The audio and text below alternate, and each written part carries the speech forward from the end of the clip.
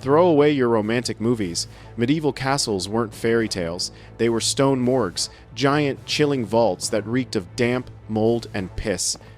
The wind didn't whisper. It shrieked through every crack like a demon. The stone walls sucked the life heat from your body even in summer, and the floors were permanent sheets of ice. And yet, people from kings to servants actually lived in these frozen hells. No electricity, no gas, no central heat. They survived using survival hacks so dirty, so clever, and so brutally effective, it's terrifying. Do not look away. The final trick is an ancient mechanical technique that turned one fire into a central heating system, something we've completely forgotten. And let's be blunt, medieval Europe wasn't a single entity. The bone-slicing cold of the north was a different beast from the Mediterranean. But what you're about to hear is the raw truth from the harshest places. We start with the portable warmth. That was a gamble with death. Their so-called portable heater? A metal pot called a brazier. Sounds fancy, but it was a death trap.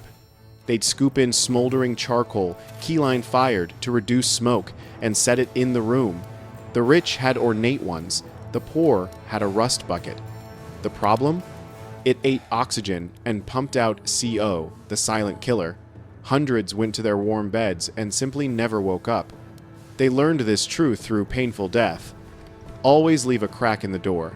Let the draft in, even if it meant the cold still sliced at you. It was a nightly gamble. Would you rather freeze to death or suffocate?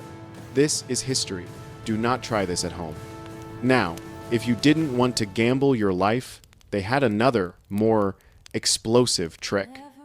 Hot stones and bricks. Sounds primitive, but it was science. They'd hurl bricks or river stones into the main hearth for hours, but this was a goddamn dangerous job. The servant had to pick stones with no cracks. A stone with hidden moisture put into intense heat would explode. It detonated like a shrapnel grenade, sending red-hot rock fragments flying into faces. If you were lucky enough not to be blinded, you'd wrap that heat battery in layers of rags or leather and clutch it or throw it in your bed. A 3 kilograms brick held heat for 6 to 8 hours. It turned a frozen bed into a tolerable one. Many castles even had special stone nook ovens, proving this was a daily survival technique. But when the stone went cold and the fire died at 3 a.m., you had only one heat source left, and it's about to get disgustingly intimate. That heat source? Your own body, and the bodies of 7 other people. Forget private bedrooms. Privacy was a death sentence. When the bone marrow cold set in, the only option was the communal bed. A massive 3 to 4 meter wide bed crammed with 6, 8, even 10 people. Parents, kids, servants, even strangers. This was not an orgy. This was desperation. Imagine the stench. The reek of 8 unwashed bodies, of sour sweat, of stale ale on their breath, of released gas farts, all trapped inside that thick curtained bed tent. Kids and old people in the middle, young men on the edge as a living shield against the draft. A duke might lie next to his stinking stable hand, and nobody complained, because complaining meant getting kicked out and freezing to death. You find that disgusting? Good. Now let's see what they wore. Clothing wasn't fashion, it was anti-freeze armor, and it was filthy. They layered, not 2 or 3 layers. We're talking 7, 8, even 12 layers. Linen on the inside to wick sweat, because wet sweat will kill you. Then, wool on wool on wool. Wool was king. It insulates even when damp. The outer layer was thick felt, often waterproofed with animal grease. Imagine walking around in 10 kilograms of clothing, reeking of rancid sheep fat, old sweat, and probably fleas. They never took off their hats, not even to sleep. Women had an advantage. Their long layered skirts created a foul-smelling microclimate around their legs. That's the 18-plus truth of medieval fashion. It was heavy, it stank, and it was the only thing keeping your organs from freezing. Think only people wore clothes? Wrong. They dressed the castle. Those beautiful tapestries in museums? They were giant, moldy, DUS, TMI, TEI, NFES, TED insulators. They were hung floor to ceiling to create an air gap, stopping the stone walls from sucking all the heat. But they also stank to high heaven and were rarely, if ever, washed. Windows? Glass was a luxury. They used stretched OX bladder, which was translucent, greasy, and smelled faintly of a fall. And the floors were covered in straw. Not a light dusting, a thick layer. The problem? Straw was the public toilet. People spat, threw food scraps, spilled ale, and even pissed in it. It was a warm, biological carpet, teeming with fleas and worm eggs. They cleaned it by throwing a fresh layer on top. The aroma must have been exquisite. There was another living heat source. Animals. Yes, you heard me.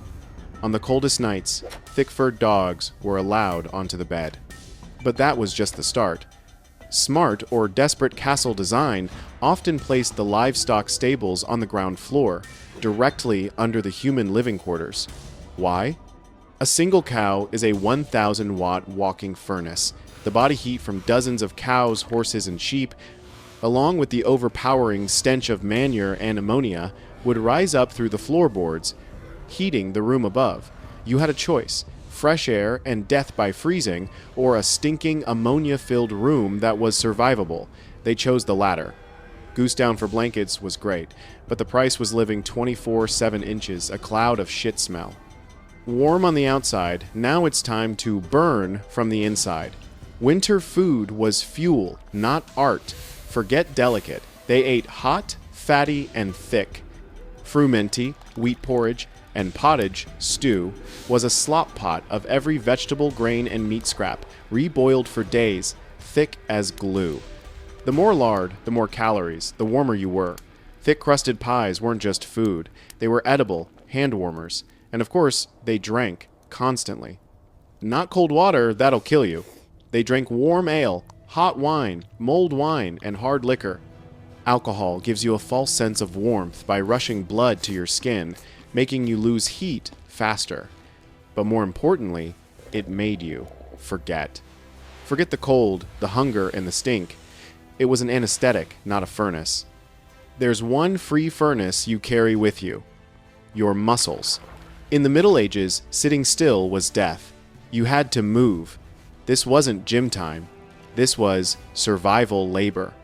You woke up and immediately started jumping, punching the air to get blood flowing. Then the whole day was hauling, chopping wood, shoveling snow. Women were washing by hand, in ice water, spinning wool, cleaning. At night, they didn't meditate. They danced, furiously. The carol, or SMP, weren't elegant. They were mandatory cardio to heat the body before climbing into a damp bed. Knights trained, monks stood, and bowed. Stop moving, you die. It's that simple. And here it is, the final brilliant trick. The heart of the castle, the great hearth. This wasn't your cozy fireplace. This was a 3 to 4 meter wide fire pit in the great hall, devouring logs as thick as your thigh. It burned 24/7 from October to April. It was a wood-eating monster. But here's the genius. Medieval engineers weren't stupid. They designed the chimney not just to vent. They built a system of flues, heat channels, that snaked inside the stone walls. The hot, toxic smoke had to travel a long, winding path before it escaped. As it traveled, it heated the entire stone mass. The wall, once charged with heat, became a giant thermal battery, radiating gentle, even warmth into the rooms on the floors above and adjacent. This was the original central heating, a radiant system made of stone. It didn't heat the whole castle, but it turned a large section from a morgue into survivable. See? Warmth wasn't a miracle. It was a system. Braziers, stones, co-sleeping, clothing, tapestries, and the hearth, all at once. And here are their 18-plus safety warnings. The CO from the brazier will kill you, so better to be a little cold than dead. The stone will explode if you're stupid, so better to wrap it well. The booze will make you freeze faster if you pass out outside. And the floor straw? You must change it. Eventually, or you'll be living in a plague pit. They didn't have safe options. They just had less lethal ones. Do you realize? Everything we use today, heating pads, electric blankets, thermal underwear, radiant floor heating, is just a high-tech version of these dirty, desperate survival hacks. The no bullshit summary. Medieval castles were cold, stinking hellholes, but medieval people were master survivors. They didn't just die. They made the stone morgue livable with a brutal system and one genius central hearth. They survived because they understood a truth. Warmth is not a given. It must be taken, trapped, and shared. If this video woke you up, type survival in the comments. If you were thrown back to 1300, do you think you'd die from the cold or the filth? Let me know. And if you want to dig up more raw 18+ truths about history, subscribe, hit the bell, and send this to that friend who thinks the past was romantic. See you in the next episode. The horrifying truth about the medieval toilet. Trust me, you'll want to see that.